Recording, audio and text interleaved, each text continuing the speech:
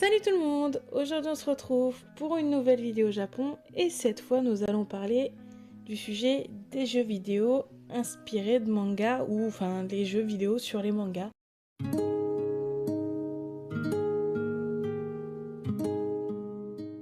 Et voir si avoir croisé ces deux univers est vraiment une bonne idée ou pas. On va parler des points positifs que ça apporte et les points négatifs. Tout ça pour se faire un avis global sur la question et le sujet.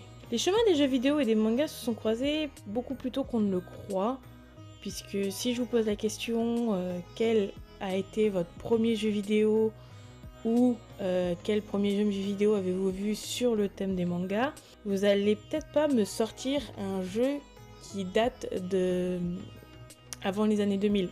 Mais la première adaptation vidéoludique, donc un jeu vidéo, d'un manga date de 1986. Et si je vous demande quel manga, le manga le plus connu à l'époque, qui a, je pense, introduit beaucoup au manga, c'est Dragon Ball, et c'est Dragon Ball, le secret du dragon. Alors pour vous dire, je n'ai jamais joué à ce jeu, je ne sais même pas à quoi ça ressemble. Mais je vous mettrai un petit extrait actuel du jeu, et je pense que ça devait être pas mal pour l'époque. Et d'abord, on va noter que, effectivement, il y a plusieurs types de jeux, et que chaque jeu a son avantage et ses inconvénients, puisque, comme on dit, il en faut au goût de tout le monde.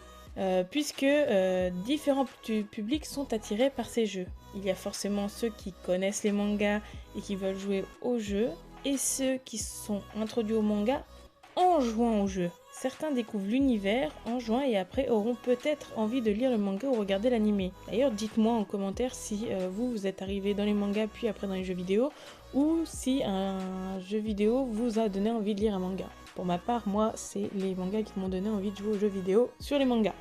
Alors, un des premiers types qui me vient en tête, et je pense que tout le monde le connaît, c'est le beat'em all. C'est, je crois, le premier type de jeu manga que j'ai joué, car j'ai commencé avec One Piece Pirate Warriors, et attention, le premier. Hein. Et là, dans ce type de jeu, on te raconte l'histoire, et entre chaque moment, on te laisse sur une map définie, et les ennemis arrivent par vagues, et tu dois en dégommer le plus possible, en ayant bien sûr des objectifs à atteindre, donc protéger telle ou telle base, conquérir telle ou telle base, aider tel ou tel allié. Alors, c'est un super mode de jeu, déjà pour s'introduire à ce type au jeu de manga, puisque c'est quand même un type de jeu assez simple. Et en plus, on peut suivre l'histoire tranquillement. C'est assez difficile d'avoir un game over dans les beat'em all. Et par contre, inconvénient, c'est... Alors, je prends pour les One Piece, je n'ai pas joué d'autres beat'em all. Mais pour les One Piece, ce que je trouve assez triste, parce que les jeux sont assez bons quand même, sont très bons même pour ce type de jeu. Quand tu joues avec des amis, genre c'est super sympa tout ça. Mais pour les One Piece, le truc c'est que One Piece Pirate Warriors 1, donc il était incroyable, c'était le premier et tout ça. One Piece Pirate Warriors 2, ça allait puisque on reprend un peu le début de l'histoire, et donc on reprend le jeu 1 et on rajoute la suite de l'histoire. Sauf que là, donc ceux où on est arrivé, on continue à reprendre le début de l'histoire. Je sais que mon petit frère a eu le dernier en date, et tu te retapes toute l'histoire depuis le début. Alors autant dans le premier, genre on avait tout bien détaillé, l'arrivée de chaque personne dans l'équipage, incroyable. Mais dans le dernier, genre quand j'y ai joué, je suis restée un peu bête, puisque on skip mais tellement de choses, que pour les derniers One Piece Pirate Warriors, le mieux en fait c'est de connaître le manga avant et de jouer au jeu, parce que si en fait on s'introduit à l'univers de One Piece, déjà on se passe tellement de trucs, et donc déjà on se fait spoiler, hein, puisque ça raconte l'histoire, mais en plus genre c'est tellement rapide, c'est un condensé genre par exemple d'un arc en une partie quoi.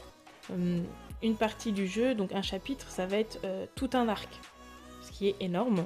Un autre type, c'est les jeux de combat à la Naruto Storm. Alors ça, les Naruto Storm, je sais que dans certains, il y avait un mode histoire et un mode combat. C'est un jeu qu'on peut jouer autant bien tout seul que à deux, à plusieurs même, je sais plus à combien on peut jouer en tout. Mais moi c'est un jeu que j'ai adoré jouer, puisque surtout que j'avais pas vu, alors c'est pour vous dire, Naruto j'ai vu que le début, ça m'a saoulé, j'ai arrêté, mais j'ai adoré jouer au jeu Naruto, découvrir l'histoire à travers le jeu. C'est beaucoup d'histoire, tout ça, et des combats qui suivent le déroulé de l'histoire, et c'était hyper cool, hyper bien fait. Et pour tout ce qui est combat, c'est tu veux passer une bonne après-midi avec des potes, tu ramènes tes potes, tu ramènes ta console, tu mets un bon Naruto Storm et tu joues à plusieurs. En plus, même si tu connais pas, tu peux découvrir les personnages. Et il y a quand même assez de maps pour diversifier les choses. Et surtout que, je sais pas vous, mais moi, je trouve que les combats, la patte artistique du jeu et Naruto est vachement bonne. Et c'est vraiment agréable de regarder la cinématique comme si en fait on regardait le manga. Ensuite, il y a alors, les types de jeux gacha. Il y en a un pour un, je suis pas sûre, mais les jeux gacha, il y en a vachement sur les mangas. Donc les jeux gacha, c'est les jeux donc de tirage de tombola en fait, où tu tires les personnages. Donc c'est ce genre de jeux-là qui sont souvent mêlés avec des petites... ça raconte l'histoire, avec des combats, tout ça. Tu dois créer ton équipe avec les personnages que tu as eu au tirage. Et ce type de jeu-là, donc il y a Bleach, Brave Soul. Oui, non, je sais plus si c'est Brave Soul. Mais en tout cas, il y a celui-là qui est Bleach, qui est vachement connu. Il y en a plusieurs de My Hero Academia. Et... alors, celui-là de Dragon Ball, je crois qu'il y a un système de tirage de cartes. Mais c'est plus axé combat que sur le tirage. Mais par contre, ce genre de jeu-là, si on n'est pas trop familier avec le manga, ça va être plus compliqué. Je pense que les jeux gacha, c'est beaucoup plus pour les personnes qui connaissent le monde de l'animé, qui veulent avoir tel ou tel personnage, qui veulent construire leurs équipes, tout ça, mais qui sont vraiment genre connus, adeptes du milieu de cet animé-là. Et il y a aussi, je pense et je suis presque sûre, mon type de jeu préféré, c'est celui-là des énigmes. Beaucoup moins présent, mais vraiment un type de jeu que j'adore. En prenant la licence la plus connue, moi j'y ai pas joué personnellement, mais la licence la plus connue est celle de Professeur Layton. Je pense que beaucoup connaissent Professeur Layton, même moi sans y avoir joué je connais. Et il faut savoir que Professeur Layton était un jeu vidéo, et grâce au succès de la licence, il a été adapté en manga et en film. Je savais pas du tout que Professeur Layton en fait était déjà un jeu. Je pensais que c'était un manga qui avait été adapté en jeu. Et non, Professeur Layton est bien un jeu adapté en manga. C'est l'un des seuls que je cite dans la vidéo, et ça m'a vachement étonnée quand je l'ai découvert. Et si vous adorez tout ce qui est énigmes, vous creusez les méninges, tout ça, c'est vraiment genre allez, foncez jouer à Professeur Layton. Là, on va sortir un peu des différents types de jeux et parler plutôt des points positifs, un peu points négatifs. Un point positif que j'ai relevé, c'est que lorsque l'annonce de la sortie d'un jeu manga est annoncée au grand public, des fois ça redonne du regain d'intérêt et de popularité au manga, et peut redonner en fait une seconde vie à l'œuvre. Peu importe la qualité du jeu, les fans et les connaisseurs voudront avoir le jeu, et donc du coup pour avoir les différents contenus, et donc du coup ça relance des fois certaines œuvres, tout ça, ça leur redonne un petit gain de popularité, les gens rachètent les mangas, les choses comme ça, donc ça peut aider certains auteurs, mangaka, à refaire reconnaître leur manga. Venant avec ça, donc du coup, comme à chaque coup qu'il y a un manga, on peut poser la question de si un jeu vidéo, et des fois, justement, cela peut entraîner le point négatif que des fois la qualité n'est pas là. Les maisons qui font les jeux savent que comme c'est un manga connu, ça va fonctionner, les gens vont quand même acheter. Des fois la qualité est moindre que un jeu typique de base, où ils vont faire des efforts pour satisfaire les gens.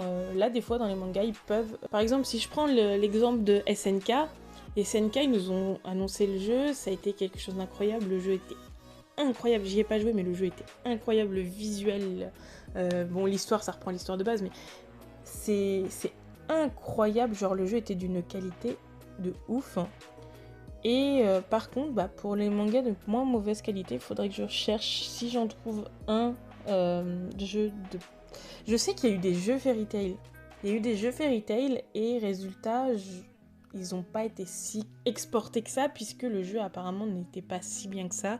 Déjà rien qu'au niveau graphisme. Et donc, comme les maisons de jeux vidéo savent que ça va marcher, ils font moins d'efforts. Et donc, du coup, des fois, on est déçus. Et les gens qui s'introduisent au manga avec les jeux vidéo sont aussi déçus ou vont pas continuer parce que le jeu est pas d'aussi bonne qualité. Donc pour ma part, clairement, j'ai joué à beaucoup de jeux. Donc j'ai joué à One Piece Pirate Warriors, Naruto Storm. Qu'est-ce que j'ai joué aussi? J'ai joué à des jeux gacha. J'ai joué aux jeux gacha de Bleach. J'ai joué aux jeux gacha de My Hero Academia. Je joue à beaucoup de types de jeux. Grosse fan de Genshin, mais ce n'est pas un manga, c'est un jeu gacha. Si Genshin est animé un jour, ça pourrait être incroyable. Et donc du coup, j'ai traversé beaucoup de licences, mais je me fais pas avoir en fait. J'achète le jeu, donc soit quand j'ai vu un petit morceau de let's play qui me plaît, ou que je vois que les graphismes sont pas mal, l'histoire est bien tissée, sans trop aller trop loin.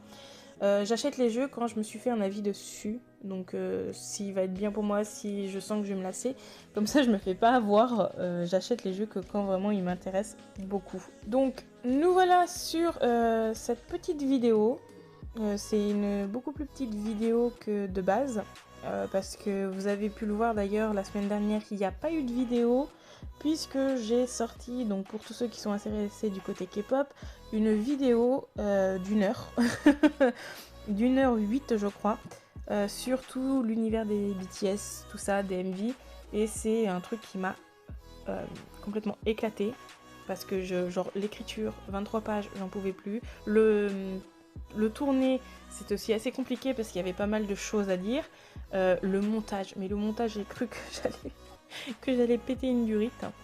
Donc du coup j'ai voulu prendre une petite pause et en même temps j'ai pu trouver genre quelques idées pour les prochaines vidéos. Et donc du coup c'est pour ça que je reviens avec une vidéo un peu plus petite, un sujet un peu plus léger, puisque les jeux vidéo dans les mangas ça peut être une bonne chose comme une mauvaise chose. C'est une petite vidéo où on peut se poser la question. Je me suis dit que ça serait pas mal de revenir avec ça, c'est un petit truc cool. Et dans tous les cas, j'espère que cette vidéo vous aura plu. N'hésitez pas à me donner vos jeux manga préférés en commentaire. Dans tous les cas, je vous souhaite une bonne journée, une bonne soirée en fonction de l'heure à laquelle vous regardez cette vidéo. Et surtout, prenez soin de vous.